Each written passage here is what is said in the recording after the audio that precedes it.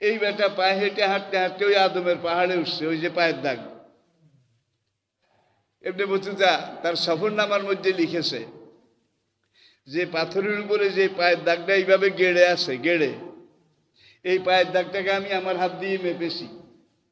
এই পায়ের দাগটা আমার হাতের 9 বিঘত 11 বুসা, 9 বিঘত 11 বুসা। তাইলে একজন মানুষের পায়ের দাগ যদি 9 বিঘত লম্বা হয়, মানুষটা কয় বিঘত? বুখারী মুসলিমের হাদিস, মিশকাতেও হাদিসটা আছে।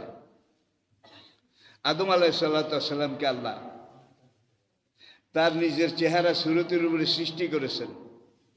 ওকানা তাউলুহু সিত্তিনা জারান। আদম আলাইহিস সালামের বডিটা নরমাল স্ট্রাকচার, শরীরটা 60 হাত লম্বা ছিল। তাহলে যেই বেটা 60 হাত লম্বা